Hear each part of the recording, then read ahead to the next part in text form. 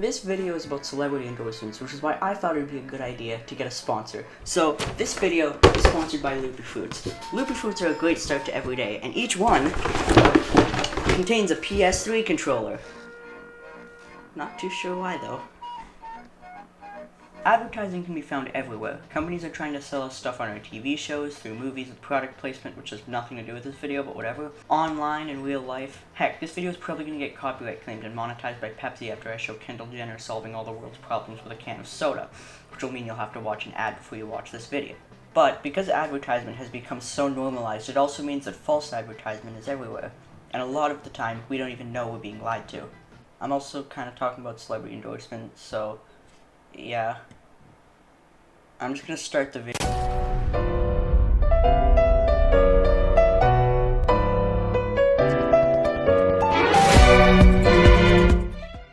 The question I'm supposed to be answering is, what are the risk factors of false advertisements or celebrity endorsements? I chose this question as I felt it was one of the more lighter topics, meaning I could make more jokes while presenting it.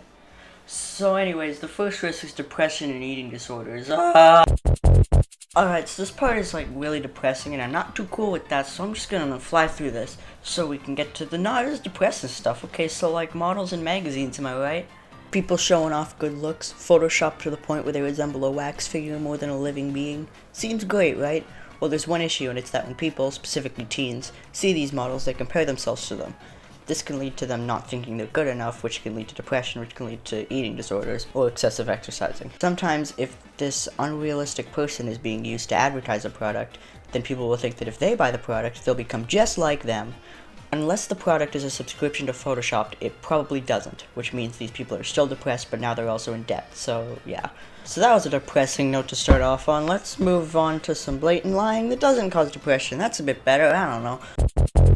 Talk shows! Everyone loves them. I like to call them a bunch of people I don't care about talking about stuff I care even less about. I really think this name could catch on.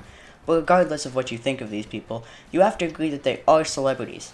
And what do celebrities do? Endorsements, baby! Hey, wait a minute. That's what this video's about. What a wacky little coincidence. But not everything is what it seems. I learned that the hard way.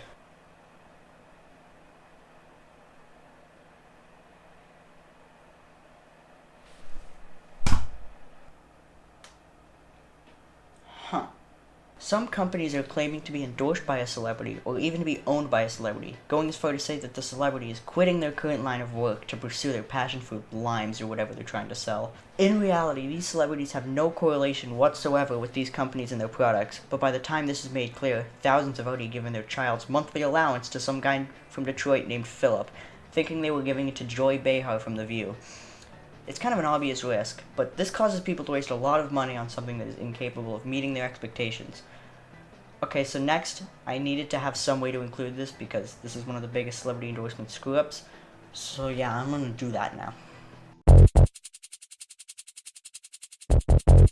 In the fabled year of 2017, Pepsi decided to team up with Kendall Jenner to make an advertisement for Pepsi that would live on throughout history as the greatest piece of media to ever exist. But I guess somewhere along the line they gave up on the whole greatest piece of media to ever exist part, because the result of this collaboration was atrocious. The ad is like 3 minutes long, but the part that everyone remembers is the glorious moment when Kendall takes off her wig, wipes away her makeup along with any positive public image she still had, and handed the police officer a Pepsi. The cop takes a sip, smiles at another officer, and they let the protesters pass. Ignoring the fact that this is literally a police officer taking a bribe, this ad was horrible as it was about events that were taking place across the country. But instead of showing the actual weight of the issues, they labeled it as if it was some sort of beautiful thing filled with love and happiness and convenient product placement. The only thing is that this wasn't the result of celebrity endorsement, but the company they were endorsing. So I'm not really sure if this fits, but like, I wasn't gonna not show it. Health is an important thing to a lot of people. Not me though. Because of this, companies love to put random health claims on their products to entice customers. But what do they do if their product is wildly unhealthy but they still want to get people's money? Well, let me introduce you to false advertising. This entire video has been about false advertising. You already know what it is. Anyways, the point is, a lot of companies make fake health claims to sell their product. A few examples of these include Special K! My favorite company that I refuse to care about made the claim that their porridge was nutritious. Spoiler alert to all you avid Special K fanatics out there, it wasn't. Nurofen is a company that makes painkillers, which is more than Special K can say. They made the claim that their painkillers have some mechanism in them that, unlike other painkillers, can target specific points on the body to affect. This is not true in any way, shape, or form, and the advert was banned by the ASA, which I just learned does not stand for Ask Santa Anything, so whoever runs their Twitter account is going to be really confused. Vitamin Water is the company I want to sponsor my funeral, which is why it was a shame to find out they falsely advertised their product. Using the tagline, vitamins plus water equals all you need, they completely ignored the 8 teaspoons of sugar in every bottle. After finding this out, I decided I would instead let Nesquik sponsor my funeral. Oh god, not you too. They advertise their drink as healthy, despite the fact that it contains 20.2 grams of sugar. All of these lies about the product's health factors could cause people purchasing these products, expecting them to help them, and it could cause them to make unhealthy choices without even realizing it. Alright, so I've talked about a lot of examples of false advertising, but how does one avoid being falsely advertised to? Well, for starters, remember that just because someone you admire or look up to says good things about a product doesn't mean you have to, or even should, buy it. Chances are the stuff they're saying doesn't actually reflect their true opinions, as they're most likely being paid to say those things. Also, you should try just, not taking everything said at face value and instead look a little bit deeper to make sure what they're saying is actually true.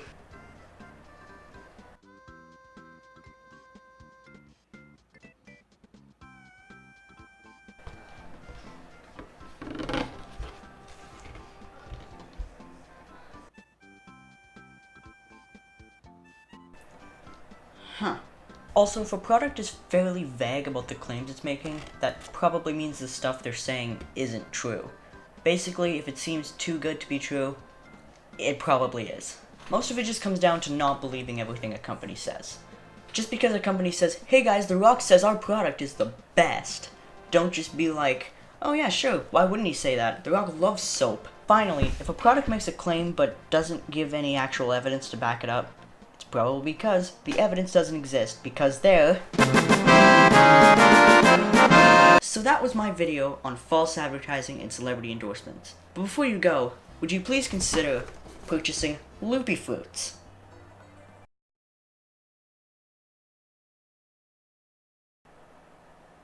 Uh-oh. God, this funeral sucks.